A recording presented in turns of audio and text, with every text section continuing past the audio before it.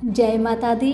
मेरे सभी प्यारे दोस्तों, मैं लक्ष्मी शर्मा बड़ों को चरण स्पर्श, छोटों को प्यार और बराबर वालों को दिल से नमस्कार करती हूँ।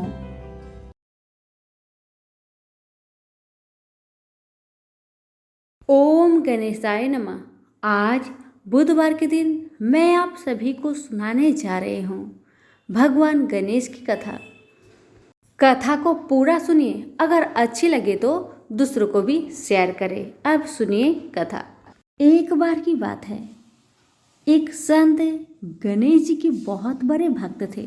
वह प्रेम भरे हृदय से पूरे दिन गणेश जी की सेवा में लगे रहते थे। प्रातःकाल उन्हें बड़े प्रेम से उठाना, स्नान आदि करवाकर वह उन्हें अत्यंत प्रेम के साथ अपने हाथों से भोग लगाते और उसके बाद वह उनके भजन कीर्तन में लीन हो जाते थे और रात्रि में भक्ति और प्रेम से परिपूर्ण हो वह उनको सुलाकर स्वयं सोते थे। यह कार्य उनकी दिनचर्या बन गया था।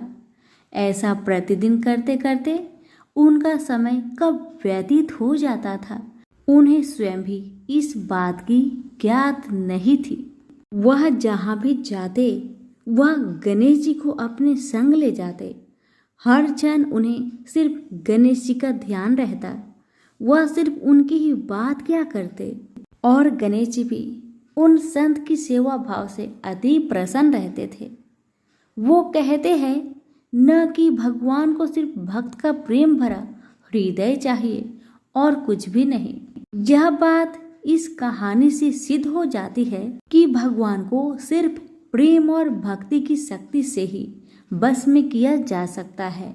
एक बार वह संत कुछ अन्य संतों के साथ ट्रेन की यात्रा कर रहे थे। वह संत अपने साथ गणेश जी को भी अपनी यात्रा में ले आए और अपनी साथ वाली सीट पर उन्हें विराजमान कर उनको प्रणाम किया। अब उन संत ने अन्य संतों के साथ मिलकर प्रभु की भक्ति में ओल प्रेत होकर प्रभु का भजन कीर्तन आरंभ कर दिए। गणेश भजन और कीर्तन की समाप्ति के पश्चात वह सभी संत प्रभु भक्ति की चर्चा में लीन हो गए और कब उनकी मंजिल आ गई उन्हें पता भी नहीं चला। सभी संत एक साथ ट्रेन से नीचे उतरकर स्टेशन से बाहर आ गए और आश्रम पहुंच गए। आश्रम में पहुंचकर जब उन संत का भोजन का समय हुआ तो उन संत ने सोचा कि गणेश जी के भोग का समय भी हो चुका होगा। बिना गणेश जी को भोग लगाए मैं भोजन कैसे ग्रहण कर सकता हूँ? और गणेश जी को भोग लगाने के लिए भोग की तैयारी करने लगे। किंतु यह क्या, जब वह संत भोग लगाने के लिए गणेश जी को अपने बक्से में से निकालने लगे तो गणेश जी तो वहां पर विराजमान थे ही नहीं। यह दृश्य देखकर संत को बहुत आघात लगा। वह अपने चारों तरफ गणेश जी को ढूंढने लगे, किंतु गणेश जी नहीं मिले। वह संत निराश हो गए। अब उन्होंने अपनी व्यवस्था अन्य संतों से ही कही तो सभी संत मिलकर पूरे आश्रम में गणेश जी को ढूंढने लगे, किंतु गणेश जी कहीं नहीं मिले। अब वह संत और ज्यादा निराश होने लगे। वह सोचने लगे कि बिना गणेश जी की मैं क्या करूंगा। यह बात सोचते सोचते उनके नेत्रों से अश्रु की धारा बहने लगी। यह देख अन्य संत उन सज्जन संत को समझाने लगे कि कोई बात नहीं, यदि आपके गणेश जी नहीं मिल रहे हैं तो हम आपको दूसरा गणेश जी लाकर दे देंगे, किंतु आप अपना मन हल्का मत करिए।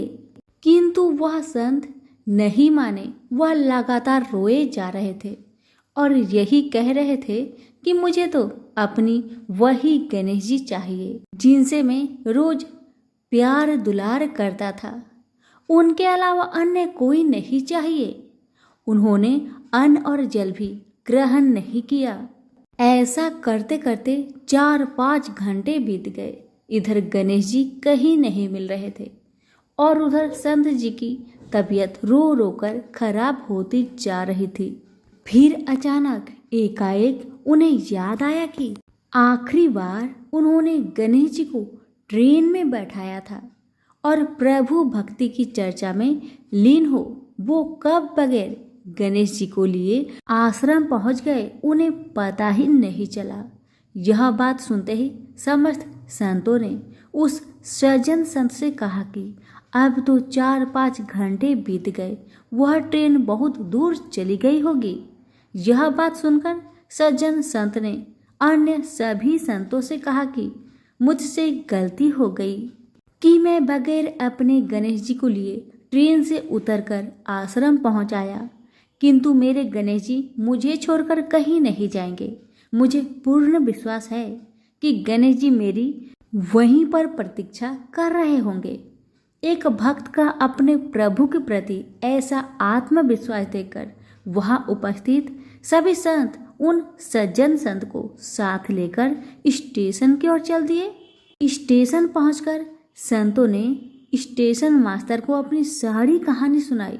यह बात सुनकर स्टेशन मास्टर ने संतों से कहा कि एक ट्रेन पिछले 4-5 घंटे से स्टेशन पर ही खड़ी है।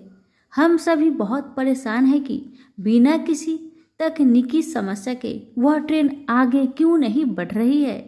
स्टेशन मास्टर की इन बातों को सुनकर संतों को समझने में तनिक भी देर ना लगी कि यह सब तो उस लीलाधर की है, ये तो गणेश महाराज की ही लीला है।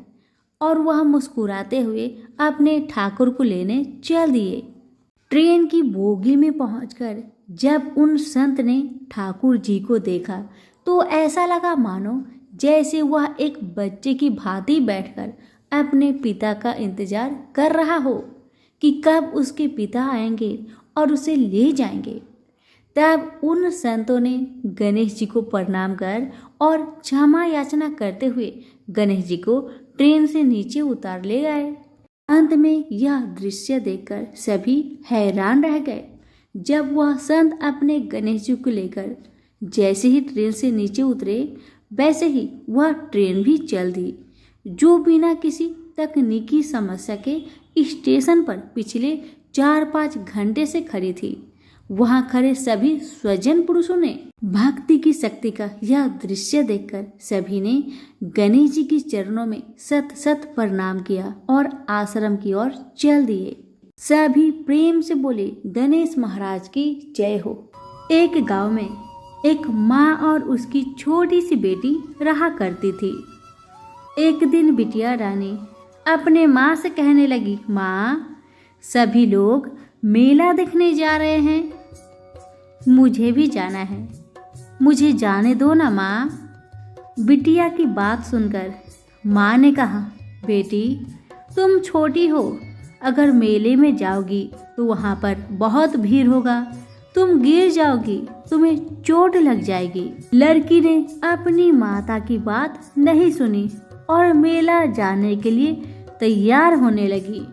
बिटिया को जाने से पहले माता ने कहा, ठीक है, अगर तुम जाना ही चाहती हो तो लो, ये घी की बनी लड्डू है जो गणेश जी को अति प्रिय है, तुम ले जाओ। इसमें से एक लड्डू गणेश जी को खिला देना और एक लड्डू तुम खा लेना। और ये रहा पानी, गणेश जी को लड्डू खिलाने के बाद उन्हें पानी पिलाना बिल्कुल भी मत भूलना, और जो पानी बच जाए उस पानी को तुम भी पी लेना। लड़की लड्डू और पानी लेकर गणेश मेले में चली गई। सभी गांव वाले गणेश मेले में घूमे फिरे, सभी लोग वापस चले आए, पर वह बच्ची मेले से वापस नहीं आई। वह बच्ची गणेश जी की मूर्ति के पास जाकर बैठ गई और कहने लगी, गणेश जी एक लड्डू और पानी आपके लिए है और बाकी जो बचेगा वो मेरे लिए है। इस तरह कहते कहते सारी रात बीत गई। बेचारी लड़की गणेश जी की मूर्ति के पास बैठी ही रही। यह देखकर गणेश जी सोचने लगे कि अगर मैंने यह बच्ची की लड्डू और पानी नहीं खाया तो बेचारी अपने घर जाएगी ही नहीं। अब तो गणेश जी को मजबूरन उस बच्ची के पास अपना भेष बदलकर आना पड़ा और उस लड़की के हाथों से एक लड्डू लेकर खा लिया और साथ में थोड़ा पानी भी पी लिया और कहने लगे, बिटिया ये लड्डू बहुत ही स्वादिष्ट थे, मुझे खाकर बहुत आनंद आ गया, मैं बहुत प्रसन्न हूँ, तुम वर मांगो मुझसे, तुम क्या चाहती हो। लड़की मन ही मन में सोचने लगी कि मैं क्या मांगू, अन्न मांगू या धन मांगू या अपने लिए अच्छा वर मांगू या खेत मांगू या महल मांगू। बेचारी यह सब वह अपनी मन में सोच ही रही थी तो गणेश जी उनकी मन की बात को जान गए। गणेश जी उस लड़की से बोले, जाओ बेटी, तुमने जो मन में सोचा है तुम्हें वह सब मिल जाएगा। अब लड़की बहुत ही प्रसन्न मन से अपने घर को आई तो माँ ने पूछा, बेटा तुम इतनी लेट क्यों लगा दी। तब बिटिया ने कहा, माँ आपने जैसा कहा था मैंने वैसा ही किया है। और देखते ही देखते लड़की ने जो भी अपने मन में सोचा था वह सब कुछ उसे मिल गया। तो सभी प्रेम से बोलिए, विनायक जी की जय हो, गणेश जी की जय हो। कथा। एक बार एक मेढक और मेढकी तालाब में साथ रहते थे। मेढक गणेश जी का बहुत बड़ा भक्त था। वह हर रोज गणेश जी की पूजा करता था। वह कुछ काम न करता, बस गणेश जी का नाम जपता रहता। मेढकी उससे बहुत परेशान थी। एक दिन मेढकी ने गणेश जी की मूर्ति छिपा दी। मेढक आया और गणेश जी की मूर्ति के बारे में पूछने लगा तो मेढकी ने बोला कि मुझे नहीं पता। एक दिन एक औरत उनके तालाब के पास आई और उसने अपने मटके में पानी भरने लगी। जैसे ही उसने पानी भरा वैसे ही मेढक और मेढकी उसके मटके के अंदर चले गए। घर जाकर उस औरत ने पानी गैस पर रख दिया। मेढक और मेढकी भी साथ में जलने लगे। मेढकी मेढक को बोलने लगी कि तुम तो गणेश जी की बहुत बड़ी भक्त हो, तो बोलो गणेश जी को हमें बचाए। मेढक ने यह सुनकर गणेश जी का नाम जपना शुरू कर दिया। थोड़ी देर बाद एक सांड आया और अपने दोनों सींग मटके पर जा मारा और मटका जमीन पर गिरकर टूट गया और दोनों बच गए।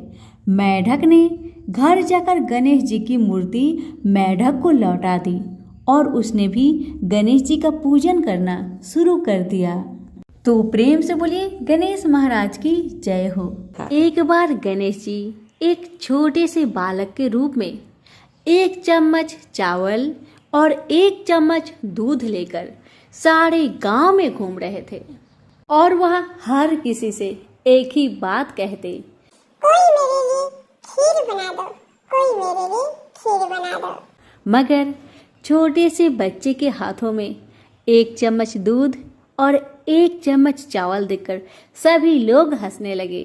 कहने लगे, देखो ना, इस बच्चे को देखो, 1 चम्मच चावल और दूध लेकर गांव में घूम रहा है और कह रहा है कि मेरे लिए कोई खीर बना दो। इतना कह कह कर सभी लोग हंस रहे थे, लेकिन किसी ने भी उस बालक के लिए खीर बनाकर नहीं दिया। बाल रूपी गणेश जी कुछ दूर और आगे बढ़े तब उन्हें एक झोपड़ी के पास एक बुढ़िया माई बैठी हुई नजर आई। जब बुढ़िया माई ने उस बालक के हाथ में 1 चम्मच दूध और 1 चम्मच चावल देखा और सुना कि कोई मेरे लिए खीर बना दो, तो बुढ़िया माई ने सोचा, चलो मैं ही इसके लिए खीर बना कर देती हूँ। तब बुढ़िया माई ने उस भेष रूपी बालक को बड़े प्यार से बोला, बेटा लाओ चावल और लाओ दूध, मैं तुम्हारे लिए खीर बना देती हूँ। जब बुढ़िया माई अपने झोपड़ी के अंदर जा रही थी तभी बालक ने कहा, माता थोड़ा बर्तन बड़ा लेकर आना। माता ने सोचा, चलो बच्चे के मन रखने के लिए मैं बड़ा ही बर्तन लेकर आती हूँ। और माता ने वैसा ही किया। अपनी झोपड़ी में जाकर जो सबसे बड़ी बर्तन थी उसे लेकर बाहर आई। तब बालक उसमें दूध डालना शुरू कर दिए। दूध से बर्तन तो भर गई, मगर चम्मच का दूध समाप्त नहीं हो रहा था। बूढ़ी माई ने अपने घर के सारे बर्तन को बाहर ला दी और सारा बर्तन दूध से भर गया। ये देखकर बूढ़ी माई तो आश्चर्य में पड़ गई और मन में सोचने लगी, जरूर ये बालक जादू टोना जानते होंगे, तभी तो एक चम्मच दूध से सारा बर्तन भर गया, मगर चम्मच का दूध समाप्त ही नहीं हुआ। अब भेष रूपी बालक बूढ़ी माई से कहने लगे, माई मैं नहाकर आता हूँ, तब तक तुम मेरे लिए खीर बना देना। जब खीर बनकर तैयार हो गई तो बूढ़ी माई के पोते पोती खीर खाने के लिए रोने लगे। तब बूढ़ी माई ने गणेश जी का नाम लेकर चूल्हे में थोड़ी सी खीर डाली और कटोरी भर भर कर अपने बच्चों को दे दी। ये सब ऊपर से पड़ोसन देख रही थी तो बूढ़ी माई ने सोचा कहीं ये चुगली ना कर दे, तो उन्होंने एक कटोरा उस पड़ोसन को भी पकड़ा दिया। अब तो बेटे की बहू ने भी चुपके से एक कटोरा खीर खा ली और खीर खाने के बाद उस बर्तन को चक्की के नीचे छुपा दिया। अभी भी भेष रूपी गणेश जी नहाकर नहीं आए थे। बूढ़ी माई को भूख लग रही थी तो बूढ़ी माई ने भी एक बड़ी कटोरी में खीर भरकर दरवाजे के पीछे बैठकर हाथ जोड़कर सच्चे मन से कहने लगी, हे गणेश जी महाराज, आपका भोग लगे। इतना कहने के बाद बूढ़ी माई खीर खानी शुरू कर दी और तभी ही भेष रूपी गणेश महाराज चले आए। तब बूढ़ी माई ने कहा, आजा रे गणेशिया, खीर खा ले, मैं तेरी ही राह देख रही थी। तब भेष रूपी गणेश जी ने कहा, माई मैंने तो खीर पहले ही खा ली। बालक की बात सुनकर बूढ़ी माई ने कहा, तुमने कब खाई खीर? तब भेष रूपी गणेश जी ने कहा, जब तेरे पोते पोती ने खाई तब खाई थी खीर, जब तेरी पड़ोसन ने खाई तब खाई थी खीर, और जब तेरी बहू ने खाई तब भी खाई थी, और अब तूने खाई तो मेरा पूरा पेट भर गया। बालक की बात सुन बूढ़ी माई कहने लगी, बेटा तेरी सारी बात सच है, पर बहू बेचारी का नाम तो मत लो। बेचारी बहू तो सुबह से काम में ही लगी है, फिर उसने कब खीर खा ली? तब भेष रूपी गणेश जी ने कहा, माई चक्की के नीचे जाकर देख, जूठा कटोरा पड़ा है, और तूने तो मेरी भोग तो लगाया, वह तो वैसे ही खा गई। बुढ़िया ने कहा, बेटा घर की बात है, घर में ही रहने दो, और मुझे बताओ कि बाकी बची हुई खीर का मैं क्या करूं? तब भेष रूपी गणेश जी ने कहा, नगरी जिमा दो।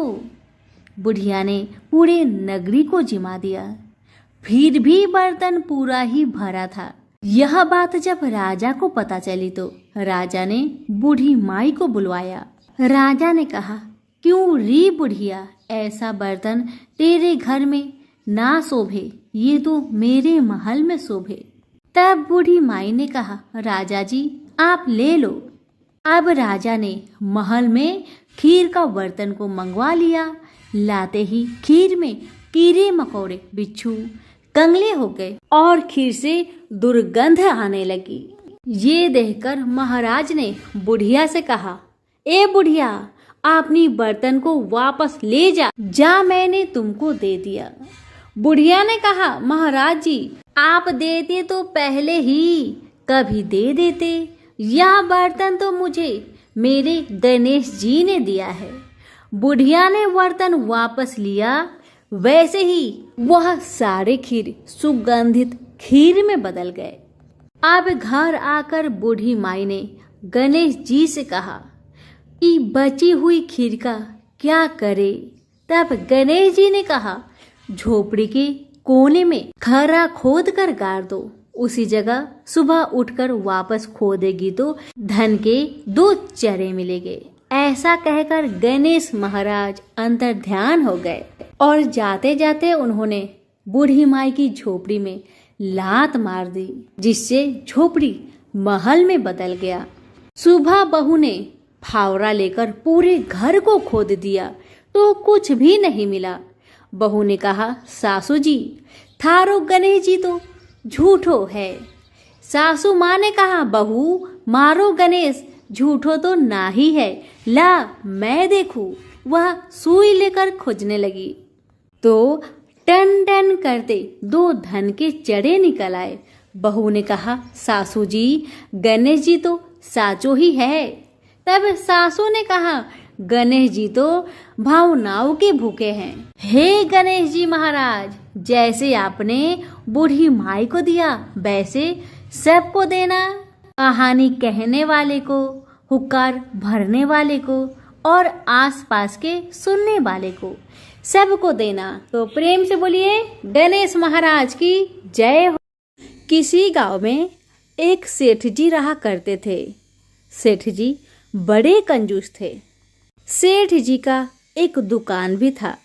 उसी दुकान को चलाकर सेठ जी अपना गुजारा करते थे। सेठ जी का एक लड़का भी था।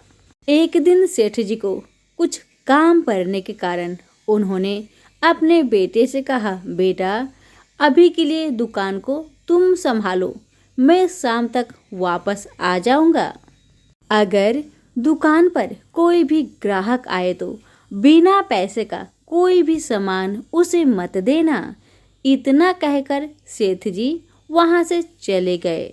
जैसे ही सेठ जी वहां से गए, कुछ ही देरों के बाद वहां पर एक संत जी आए। वह सेठ जी का नियम था कि हमेशा एक ही दुकान से एक ही सामग्री नहीं लेते थे। वह हमेशा अलग अलग जगहों से अलग अलग भोजन सामग्री लिया करते थे। संत जी ने उस सेठ के लड़के से कहा, बेटा जरा मुझे नमक देना। लड़के ने संत को डिब्बा खोलकर 1 चम्मच नमक दिया। सेठ जी उस लड़के को पैसा धराकर वहां से चले गए। जब सेठ जी वापस आए तो उन्होंने अपना दुकान में देखा कि एक डिब्बा खुला पड़ा था। सेठ जी ने अपने बेटे से कहा, बेटा तुमने मेरे ना रहते में क्या क्या बेचा है, मुझे बताओ। सेठ के कहने पर बेटा बोला, पापा एक संत जी आए थे जो तालाब पर रहते हैं, उनको 1 चम्मच मैंने नमक दिया था।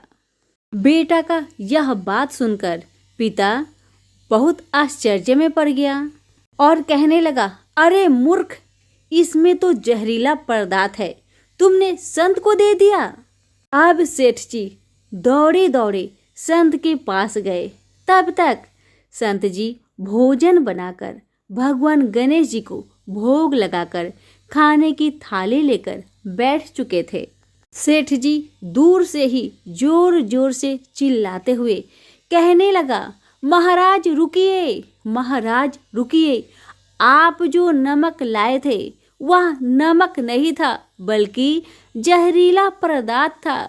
कृपा करके आप ये भोजन ना करें। सेठ की बातें सुन संत कहने लगे, अरे भाई, मैं तो प्रसाद लूंगा ही, क्योंकि मैंने गणेश जी को भोग लगा दिया है। अब मैं एक बार गणेश जी को भोग लगा दिया है तो मैं भोजन को नहीं छोड़ सकता। अगर भोग मैंने नहीं लगाया होता तो बेशक भोजन को छोड़ देता। ये कहकर संत जी ने भोजन का प्रसाद समझकर खाना शुरू कर दिया। ये देखकर सेठ जी का होश उड़ गया। वो रात भर सर पे हाथ रख के बैठे रहे। सेठ को रह रहकर यह चिंता सता रही थी कि कहीं अगर संत को कुछ हो गया तो बड़ी बदनामी होगी। अगर संत जी का उस जहरीले पदार्थ को खाने से रात में तबीयत बिगड़ गई तो कम से कम वैद्य को तो दिखा ही देंगे। सोचते सोचते उसे नींद आ गई। सुबह रोज की तरह संत जल्दी उठ गए और नदी में स्नान करने लगे। सेठ जी ने कहा, महाराज आपकी तबीयत ठीक है? संत बोले, गणेश भगवान की कृपा से सब ठीक है। इतना कहकर संत जी पूजन करने के लिए मंदिर में चले गए। जैसे ही संत जी ने मंदिर का द्वार खोला तो देखा कि भगवान श्री गणेश के 2 भाग हो गए हैं और आधा शरीर काला पड़ गया है। ये देखते ही सेठ को सब समझ में आ गया कि भक्त के अटल विश्वास को देखकर गणेश भगवान ने भोजन का जहर भोग रूप में स्वयं ग्रहण कर लिया और भक्त को प्रसाद ग्रहण कराया। इसके बाद सेठ ने तुरंत घर जाकर बेटे को दुकान सौंप दी और स्वयं संत की शरण में आकर गणेश भगवान की भक्ति करने लगा। तो सभी प्रेम से बोलिए गणेश महाराज की जय हो। पौराणिक कथाओं के अनुसार एक गांव में एक विधवा अपनी बहू के साथ रहती थी। उसकी बहू मंद बुद्धि वाली थी जो अपनी भूख बर्दाश्त नहीं कर पाती थी और हमेशा खाने के लिए उतारू रहती थी। वह सबसे पहले उठकर खाना खाती थी, फिर घर के बाकी काम किया करती थी। एक दिन विधवा ने अपने घर में पूजा करवाने का सोचा, लेकिन वह थोड़ी परेशान थी क्योंकि उसकी बहू अगली सुबह उठते ही खाने के लिए दौड़ेगी और पूजा के लिए बनाए गए पकवान को जूठा कर देगी। अपनी बहू को पूजा के लिए बनाए गए पकवान से दूर रखने के लिए विधवा ने एक तरीका निकाला। पूजा वाले दिन उसने एक मटका लिया और उसके नीचे एक छेद कर दिया और अपनी बहू से बोली कि आज तो पूजा है, इसलिए खाना खाने से पहले पानी भर के ले आओ। बहू भी चालाक निकली। उसने देख लिया था कि विधवा ने मटके के नीचे छेद कर दिया है, इसलिए वह अपनी साड़ी में आटा बांधकर पनघट पर चली गई। वहां उसने आटा निकाला और कुएं के पानी के मदद से बाटियां बनाने लग गई। कुएं के पास ही एक शमशान था जहां चिता जलाई जा रही थी। बहू ने उसकी आंच में अपनी बाटियां सेक ली। उसकी बाटियां सूखी थी तो वह पास में ही गणेश भगवान का एक मंदिर था।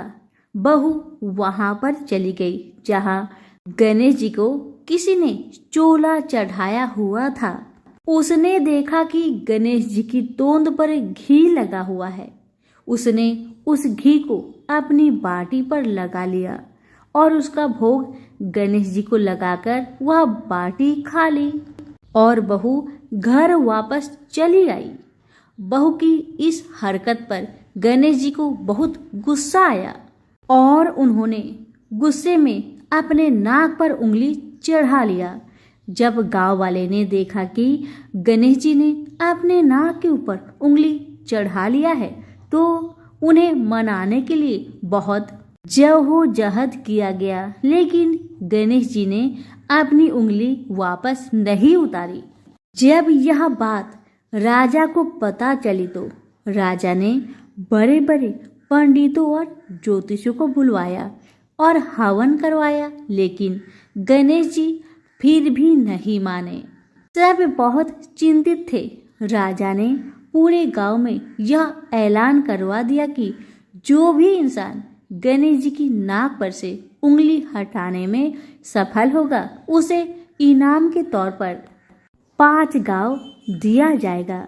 गांव के सभी लोग गणेश जी को मनाने आए, लेकिन गणेश जी किसी से भी न माने और अपनी उंगली नाक पर चढ़ाए रखे। अंत में विधवा की बहू बोली कि अगर सब उसे आज्ञा दे तो वह गणेश जी की उंगली हटा सकती है। उसकी बात सुनकर उसकी विधवा सासू माँ हंसने लगी और बोली कि जब बड़े बड़े विद्वान कुछ नहीं कर पाए तो वह कैसे गणेश जी को मना पाएगी।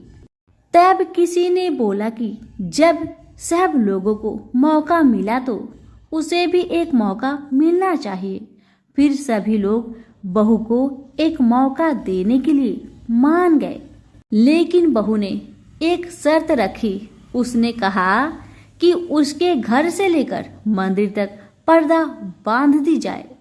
सब लोगों ने सोचा कि इतना तो हो ही चुका है, तो पर्दा बांधने में क्या जाता है। बहू के कहे अनुसार उसके घर से लेकर मंदिर तक पर्दा लगाया गया। बहू ने अपना दिमाग लगाया और वह अपने साड़ी की आंचल में मोगली छिपाकर मंदिर चली गई। अब बहू ने मंदिर में जाकर गणेश जी से बोला कि मैंने आपके तोंद से जरा सा घी क्या ले लिया, आपने अपने नाक पर उंगली चढ़ा ली।